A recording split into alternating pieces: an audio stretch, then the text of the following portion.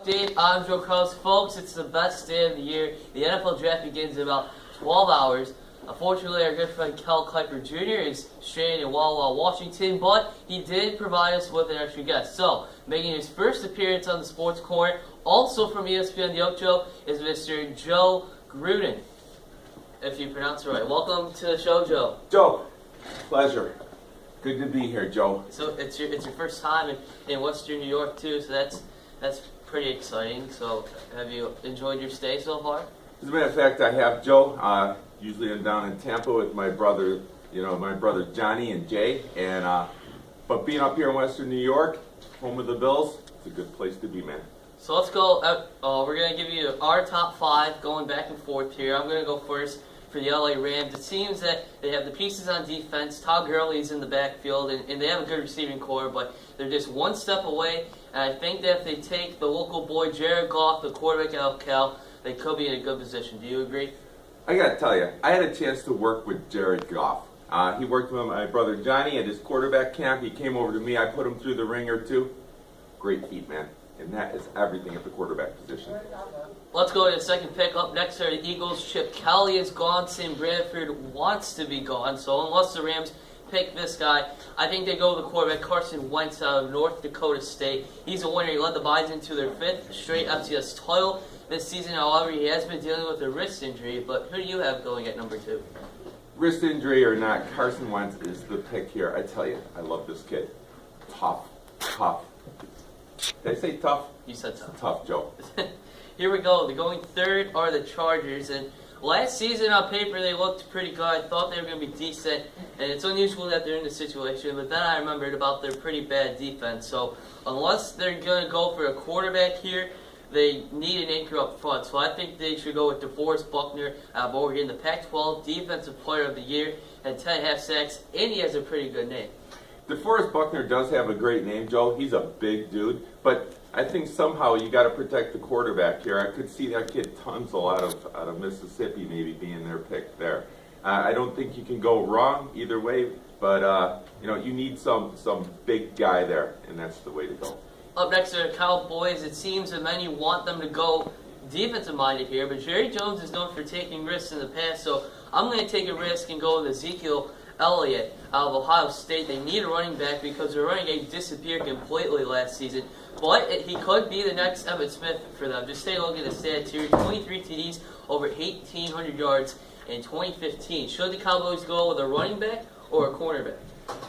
To me, I'm leaning just the opposite. I think if you have a chance to grab a great pass rusher, you grab a great pass rusher. You can find a running back in the second, third, fourth, fifth, sixth, seventh, eighth, ninth, 10th round. So I would go with like a Joey Bosa here.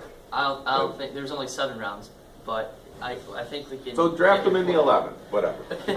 Rounding out the top 5 here are the Jacksonville Jaguars. I have them going with Joey Bosa out of Ohio State. Wait a minute, are we talking about Jacksonville? Yeah, we're talking about Jacksonville. Let's go on to the next one. Okay, here we go. Moving on, let's go to the Bills. They're selecting 19th in the draft tonight. There's a lot of worthy linemen going in. Late in the later rounds, which many of the analysts have said. But I think they should draft a receiver because they still need the guy to complement Sammy Watkins because Robert Woods has been banged up. Everybody's been banged up. They need a big guy to go on the outside. But they could be going the other way and going with Shaq Lawson out of Clemson at defensive end. We got about 5 more minutes here, but what do we got for the Bills? I tell you what, man. If there's a big guy there, I like that. I think it fills a need. I mean, Rex Ryan comes in and suddenly their defense doesn't work anymore, Joe. How does that happen? And now we're talking receiver, and that was the strength. It seems backwards to me. I would go with something in the front 7 if Shaq Lawson's there. He's a player, Joe. That guy can play. So we're getting down to the end of it here, but are there any players that stood out to you? And this could be their final opportunity to make the draft. They're starting to get older. They still have the talent. They still have it up. But the window is getting smaller for them to have a solid career in the NFL. I want to talk about a kid out of the University of Buffalo by the name of Michael Mann. Is there a better name than Michael Mann?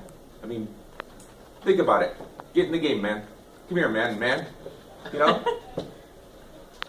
He's big, 6'6", 325 pounds. can play offense, can play defense, and his name is man. I don't think you can go wrong. That's pretty impressive, man. And put him next to a little-known defensive tackle from Bucknell University named Eric Jancy.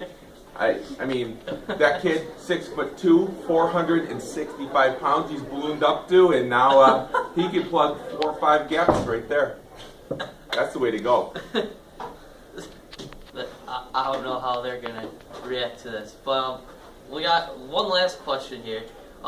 Your final sleeper picks that could be selected on days 2 or 3. For me, I'm not saying he's a sleeper, but don't expect Carl Jones to be selected tonight. To me, he'll be a mid-4th, early 5th round. So he still has to work on his accuracy problems. The talent's there. If he can work on that, he has a shot to be an NFL quarterback. But also, I'm going to go Joel Cott from UB. He's going to be involved in football no matter what, whether in the NFL or the CFL. The kid's got a lot of talent, and I'm really hoping that somebody takes a shot. And if you haven't read the story, check it out. Tyler Dunn in today's Buffalo News, he did an outstanding job about Joel Cott, who's getting ready for the draft this weekend. And so, who are your final sleeper picks? I think you got to ignore the age, but Steve Rogers, don't ignore this kid. Born in 1912, he fought through some world wars, he went into a cryogenic sleep, he came out as some superhero type guy. I think he's an athlete that is above everyone else, and people are sleeping on him.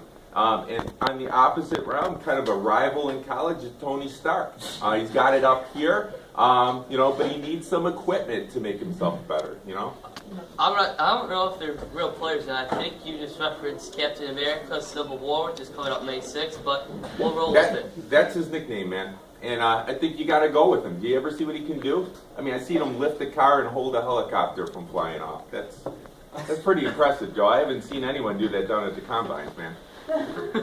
One last note here, Jack's Baseball won over Newport yesterday by a score of 8-1. They had 5 runs in the 5th, which put the game out of reach until Barbara earned their 2nd win on the hill for NT. They're back at home tomorrow against the Shouldn't we always beat Newport, man? We always. Yeah. We always should. You ought to always beat Newport. Well, good job, Jax. Yeah. Joe Gruden, everybody.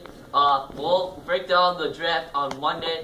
Colin O'Donnell, former NC football player, joins us tomorrow to wrap up a big week. But any final thoughts you want to share? Go Bills. Go Jax. Thanks a lot, Joe. It's been a pleasure. See you tomorrow. Have a great day.